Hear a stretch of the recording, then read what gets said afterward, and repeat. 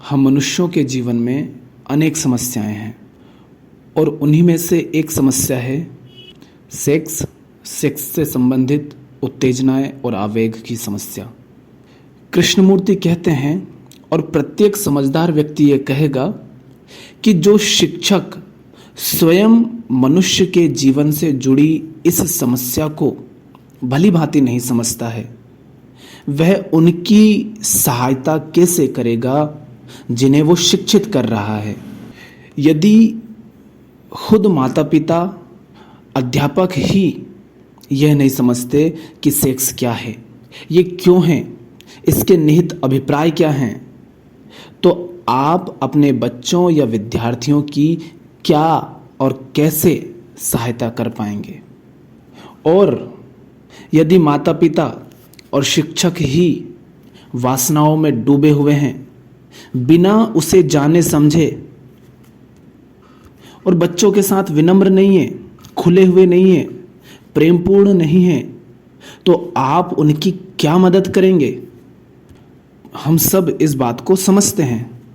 साथ ही यदि आप माता पिता होकर के अपने बच्चों के साथ ऐसा व्यवहार रखेंगे या शिक्षक होकर के भी विद्यार्थियों के साथ ऐसा व्यवहार रखेंगे कि वह अपनी मानसिक समस्याएं या शारीरिक समस्याएं या अपने मन में उठ रहे सवालों को, किसी भी तरह के सवाल हो सकते हैं, उनको यदि वे आपके सामने रख नहीं सकते, आपसे बात नहीं कर सकते, तो आप उनकी क्या और कैसे मदद करेंगे।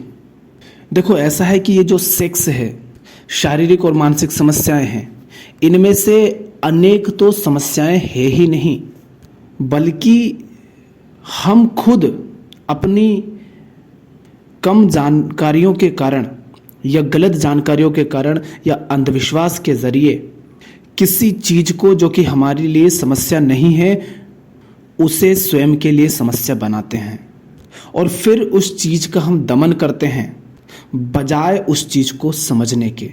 हम उसको समझते नहीं है बल्कि उसका दमन करते हैं। अगर मैं आपसे पूछूं कि सरकारी विद्यालयों के अधिकांश शिक्षक किस लिए पढ़ाते हैं, और मैं कहूं कि सरकारी विद्यालयों के अधिकांश शिक्षक 100% नहीं, अधिकांश शिक्षक सिर्फ इसलिए पढ़ाते हैं क्योंकि उन्हें सैलरी चाहिए।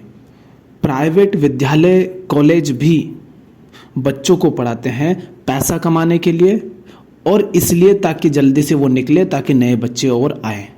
अधिकांश इसीलिए पढ़ाते हैं। क्या आपको लगता है जहाँ शिक्षा का उद्देश्य शिक्षा नहीं है, कुछ और है, क्या वहाँ बच्चों को सही शिक्षा मिल पाएगी? कभी नहीं। कुछ होते हैं अच्छे विद्यालय भी, उनकी हम बात नहीं कर रहे हैं, हम अधिकांश विद्यालयों अधिकांश शिक्षकों की बात कर रहे हैं। तो ये तो शिक्षक हुए। और माता पिता, क्या माता पिता को भी इस बात से फर्क पड़ता है कि सचमुच उनके पुत्र पुत्रियों को सही शिक्षा मिल रही है या नहीं? उनको माने अधिकांश अभिभावकों को इस बात से कोई मतलब ही नहीं होता है कि बच्चा पढ़ रहा है या नहीं पढ़ रहा है। उनको इस बात से फर्क नहीं पड़ता कि जो कुछ भी वो बच्चा पढ़ रहा है वह उस पढ़ाई को करना भी चाहता है कि नहीं करना चाहता है। हो सकता है उसने खुद शुरू की हो, पर अब मुझे समझ आ रहा है, अब उसे दिख रहा है कि चुनाव गलत है। उनको इस बात से कोई फर्क नहीं पड़ता कि उसकी रुचि किधर है, क्योंकि पैदा होते हुए ही तो वो इतनी समझ लेकर नहीं आया था कि सारे निर्णय सही करे। कुछ तो निर्णय लेने पड़ेंगे और वो गलत भी हो सकते हैं आगे चलकर, और होते ही हैं। पर माता पिता इतना दबाव डाल देते हैं कि वो उस गलत चुनाव को ही ढोता रहता है। अगर आप माता पिता हैं, अभिभावक हैं, शिक्षक हैं और आप इस बात को नहीं समझते तो आप उनकी कैसे कोई मदद करेंगे, कैसे उनका भला करेंगे? क्या किसी भी माता पिता या शिक्षक को इस बात से फर्क पड़ता है, इस बात से कोई मतलब होता है कि वह विद्यार्थी या आपकी संतान कहीं किसी मानसिक पीड़ा से तो परेशान नहीं है, जो कि अधिकांश विद्यार्थी होते हैं? क्या आप लड़के या लड़की विद्यार्थी की उम्र का लिहाज करते हैं कि जिस उम्र में वो पहुंच चुका है उस उम्र में शारीरिक या मानसिक तल पर उसको क्या क्या और कैसा अनुभव हो रहा होगा? और जैसी सामाजिक व्यवस्था हो चुकी है, ऐसी व्यवस्था में उसको किन किन चीज़ों का सामना करना पड़ रहा होगा, और क्या वह उन सबको समझता भी है या नहीं। क्या किसी भी माता पिता अथवा शिक्षक को इन सब बातों से मतलब होता है? अधिकांश को नहीं होता। अगर आप शिक्षक हैं, माता पिता हैं, तो इनको महत्व दो, इन बातों पर ध्यान दो, और इन मुद्दों में आप उनकी सहायता तभी कर पाएंगे जब आप स्वयं इनको समझते हैं। तो इनको समझने पर ध्यान दो, इनके बारे में जानो, अध्ययन करो। लेकिन जैसी आज समाज की हालत है और अभिभावकों की, शिक्षकों की हालत है, उसको देखें तो शिक्षकों का तो वही हाल है जो हमने कहा, प्राइवेट और सरकारी स्कूल में पैसा। और अभिभावकों का देखें तो ये जो कुछ समस्याएं हमने गिनाई, ऐसी किसी भी बात से उन्हें कोई मतलब ही नहीं होता है। उन्हें मतलब किस बात से होता है? उन्हें यानी आपको, अगर आप शिक्षक, अगर आप अभिभावक हैं तो आपको किस बात से मतलब होता है? आपको जिन बातों से मतलब होता है वो ये है कि ये जो आपकी संतान है ये जल्दी से परीक्षा पास कर ले और नौकरी लगा ले, ये परीक्षा में अच्छे नंबर ले आए ताकि पड़ोसी को, रिश्तेदारों को दिखा सकूं और अपने अहंकार को पोषण दे सकूं और कह सकूं कि देखो, जो मैंने नहीं किया वो मेरे औलाद ने किया।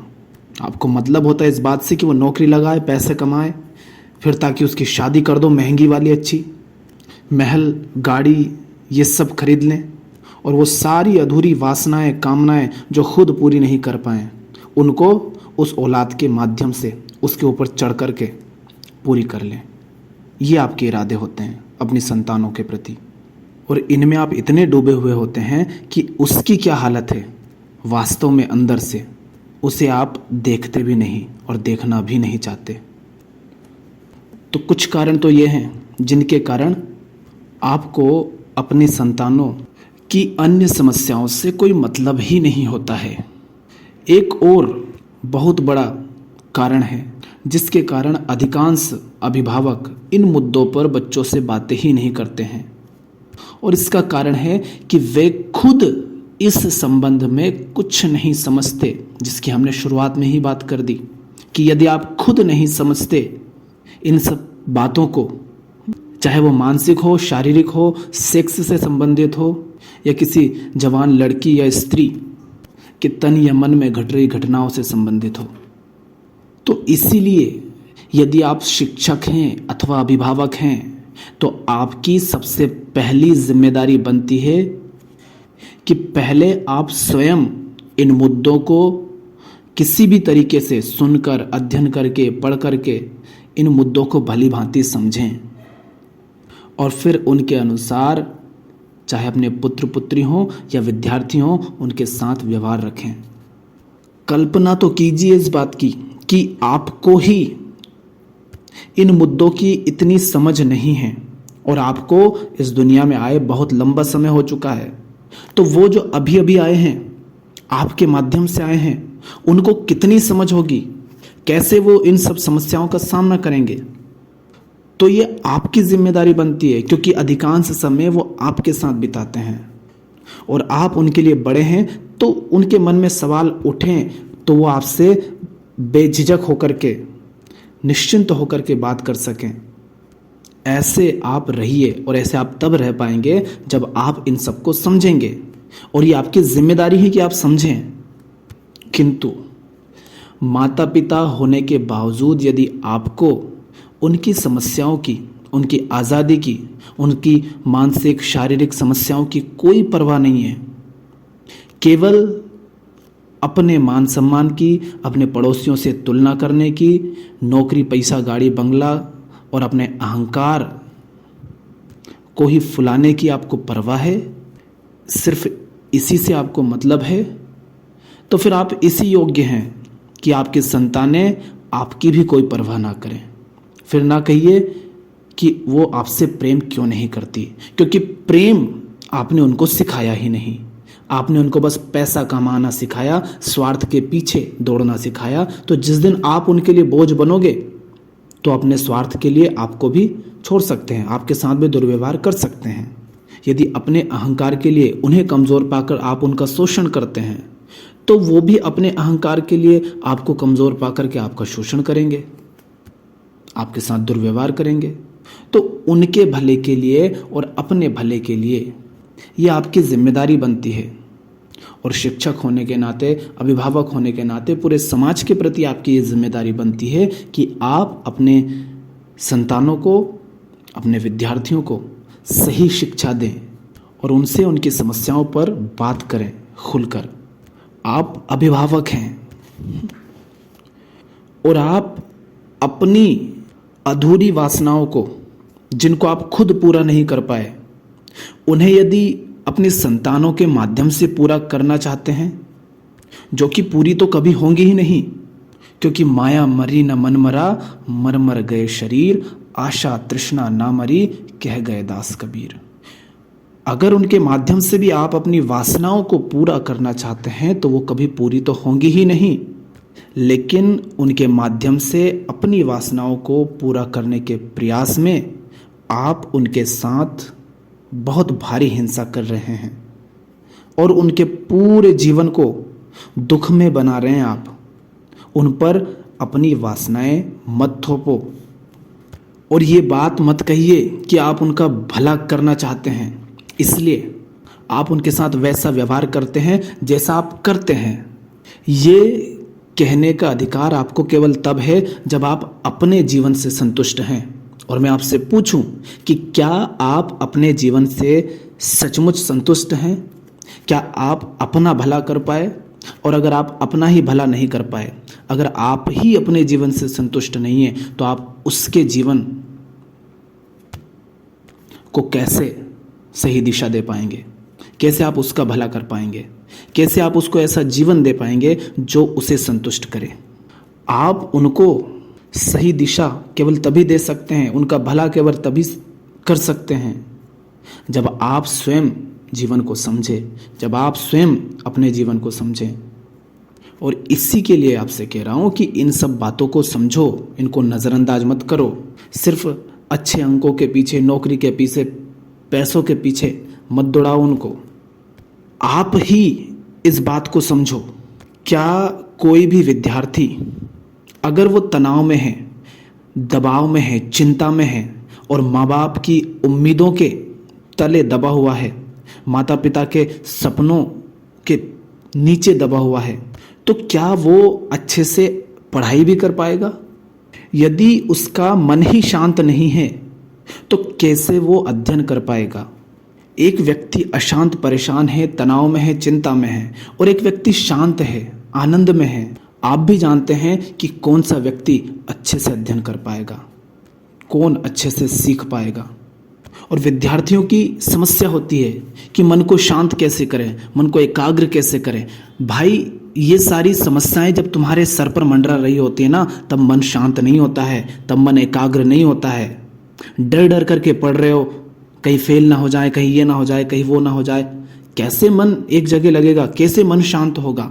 इसलिए तो बार बार कहता हूं कि यदि जो पढ़ाई है वो कर रहे हो सिर्फ पैसों के लिए, सिर्फ नौकरी के लिए, तो नहीं कर पाओगे उसमें फोकस, नहीं रह पाओगे वहां पर शांत। क्योंकि ये सारी चीज़ें जब मन मस्तिष्क पर छाई हुई रहती हैं तब मन शांत नहीं होता है। मैं कोई आसमान से नहीं उतरा हूँ, मैं भी तो ये सब किया होगा। लेकिन हो सकता है कि इन सारी समस्याओं के बावजूद भी, सारे तनाव, दबाव, चिंता, उम्मीदों, इन सब के बावजूद भी आप अच्छे अंक ले आएँ, अच्छी नौकरी पालें, खूब धन कमा लें, जो कि होता ही है अक्सर। किंतु उसके बाद भी जीवन तो बिल्कुल नर्क ही रहेगा ना, क्योंकि शांति नहीं है, चैन नहीं है, आनंद नहीं है, और सबसे बड़ी बात मुक्ति नहीं है, माने आज़ाद नहीं हो आप, एक संकुचित जीवन जी रहे हो। तो विद्यार्थी की खुद की तो हर इंसान की खुद की अपने प्रति तो जिम्मेदारी होती ही है, पर साथ ही अभिभावक और शिक्षकों दोनों की भी ये जिम्मेदारी होती है कि वे नौजवानों के जीवन से संबंधित इन सभी मुद्दों को अच्छे से समझें और उन पर काम करें। यही समाज सेवा है, यही तो है ना जो समाज को मिलकर के बनाते हैं। समाज कोई पेड़ पौधे, बिल्डिंग, मशीनें थोड़ी ना है, इंसान ही तो मिलकर के समाज बनाता है ना। एक व्यक्ति का दूसरे व्यक्ति से संबंध ही तो समाज को निर्मित करता है। तो जैसी संतानें आपकी होंगी, जैसे विद्यार्थी विद्यालय से निकलेंगे, वैसा ही समाज बनेगा, वैसी ही सरकारें बनेंगी, वैसी ही अन्य सभी संस्थाएं बनेंगी। अगर आप सिर्फ लालची, भोगी, स्वार्थी, अहंकारी और दूसरे की टांग खींचकर आगे बढ़ने वाले विद्यार्थी ही विद्यालय से बाहर निकालोगे, ऐसी ही संतानों को समाज में डालते जाओगे, तो समाज की हालत तो वही होगी जो अभी है, वही दुर्गति होनी है। तो इस समाज की ऐसी हालत के लिए प्रत्येक व्यक्ति जिम्मेदार है, और इसीलिए हम प्रत्येक व्यक्ति की जिम्मेदारी है कि वो खुद सही जीवन जिए और अपनी आने वाली पीढ़ियों को सही जीवन जीने के लिए प्रेरित करें, उन्हें सिखाएं। अगर आप मुझसे पूछे कि शिक्षा क्या है, शिक्षा का उद्देश्य क्या है, तो मैं कहूँगा कि शिक्षा का उद्देश्य मनुष्य जीवन की शारीरिक, मानसिक और आध्यात्मिक समस्याओं का समाधान करने में नौजवानों की सहायता करना होना चाहिए, ना कि सिर्फ परीक्षा पास करना, अच्छे अंक लाना और फिर एक नौकरी पा लेना, ताकि उससे भी सिर्फ पैसे और थोड़ा बहुत झूठा मान सम्मान समाज में पा लेना। ये नहीं है शिक्षा। और काम से ही याद आया, पढ़ाई करते हो ना नौकरी के लिए ताकि पैसे कमा सको, तो भैया कल तक जिस काम को करके पैसा कमाने के लिए आप पढ़ाई करते थे, आज तो उस काम को मशीनें बहुत आसानी से और बहुत अच्छे ढंग से कर लेती हैं। देख रहे हो ना टेक्नोलॉजी को कैसे बढ़ रही है। तो यदि पढ़ाई सिर्फ नौकरी पाने और पैसा कमाने के लिए ही की जाएगी, तो बहुत ही जल्दी आपसे आपकी नौकरियां और आपके पैसा और साथ ही आपका मान सम्मान, क्योंकि वो नौकरी और पैसे से ही आपको मिल रहा था, ये सब कुछ आपसे छिन जाएगा। हाईटेक मशीनें, एआई, रोबोट और ऐसी ही टेक्नोलॉजी बढ़ती जाएंगी, वो आपसे सब छीन लेंगी। ह्यूमन रिसोर्सेज की ज़रूरत बहुत कम रह जाएगी फिर किसी भी कंपनी में। तो पढ़ाई सिर्फ पैसे या नौकरी पाने के लिए नहीं की जाती है, जानने के लिए की जाती है, सीखने के लिए की जाती है। देखो ना, हम स्कूल कॉलेज में और उसके बाद की पढ़ाई में कितना कुछ पढ़ते हैं, भूगोल, इतिहास, विज्ञान, गणित, रसायन शास्त्र, कला, साहित्य, अर्थशास्त्र, भौतिकी, और स्कूलों में तो संतों के दोहे भी रहते हैं, लेखक होते हैं बहुत सारे, उनकी कविताएं, कहानियाँ, नाटक और ऐसी ही अनेक चीज़ें हम पढ़ते हैं। किंतु इन सब के बावजूद भी समाज में इन्हीं के नाम पर, ये जो कुछ भी हमने पढ़ा है, इन्हीं के नाम पर समाज में कितनी सारी मिस इन्फॉर्मेशंस होती हैं, डिसइन्फॉर्मेशंस होती हैं, अंधविश्वास चलता रहता है और हम उसमें फंसते रहते हैं। क्यों? क्योंकि पढ़ाई हमने कभी की ही नहीं। अध्ययन से, जानने से, समझने से, सीखने से हमें कभी कोई मतलब रहा ही नहीं। न शिक्षक को इस बात से कोई मतलब है कि बच्चा सीख रहा है, जान रहा है, समझ रहा है कि नहीं रहा है। उसे मतलब है बस कि बच्चा पास हो, आगे निकले ताकि नए बच्चे आएँ। और माता पिता को भी इस बात से फ़र्क नहीं पड़ता, क्योंकि उनको चाहिए बस अच्छे अंक, नौकरी और पैसा, फिर चाहे वो किसी भी तरीके से आ रहे हों। तो इन सब विषयों का अध्ययन करने के बाद भी अगर हम इन सब के नाम पर भ्रम में रहते हैं, अंधविश्वास में रहते हैं, तो उसका कारण बस ये है कि हमने सीखने, जानने, समझने पर कभी ध्यान नहीं दिया। हमने बस रटा है और दोहराया है, और इसीलिए फिर ये सारी समस्याएं हमारे जीवन में, हमारे समाज में सामने उभर कर आती हैं। सीखने से जीवन में शांति आती है, स्पष्टता आती है। फिर बच्चे जो सुसाइड करते हैं, ये जो गलत हरकतें कर लेते हैं, ये उनको करने की आवश्यकता नहीं रह जाती। जो हमने पढ़ा, पढ़ाई के नाम पर जो हमें पढ़ाया गया, उसे हम बस परीक्षा में दोहरा देते हैं। समझते हम कुछ भी नहीं। जब दोहरा रहे हैं तब हमको लगता है हम समझते हैं। हम समझते नहीं है, बस हम दोहरा रहे हैं उसको। स्मृति में ही तो है ना बस। और इसी का परिणाम है फिर ये 800 करोड़ की बिल्कुल बर्बाद इंसानों की आबादी। इसी का परिणाम है ये गर्मी, ये तापमान, ये क्लाइमेट चेंज, ये इतनी सारी प्राकृतिक आपदाएं, इतनी प्राकृतिक संपदा का विनाश, नदी, तालाब, पेड़ पौधे, पशु पक्षी, जंगल, इन सब का विनाश, ये इसी का परिणाम है।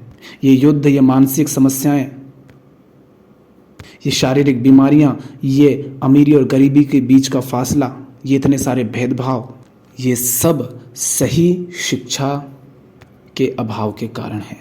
और कोई भी इंसान आसमान से नहीं आया, माता पिता और अभिभावक का इसमें बहुत बड़ा रोल होता है। इसलिए एक बार और अंत में कहूँगा कि आपकी बहुत बड़ी जिम्मेदारी है कि आप खुद जीवन के असल मुद्दों को जानें, समझें और सही जीवन जिएं। आप सही जीवन जिएंगे तो आपसे जिसका भी संबंध होगा, फिर चाहे वो बच्चों का हो, पड़ोसी का हो, विद्यार्थियों का हो या किसी अन्य का, वो संबंध सुंदर ही होगा। इसलिए मैं बार बार नौजवानों से कहता हूँ कि जब तक तुम्हारी औकात ना हो जाए किसी भी बच्चे को सही जीवन देने की, तब तक किसी बच्चे को दुनिया में मत लाओ और किसी दूसरे व्यक्ति को भी विवाह करके अपने जीवन में मत लाओ। आज के लिए इतना ही। धन्यवाद।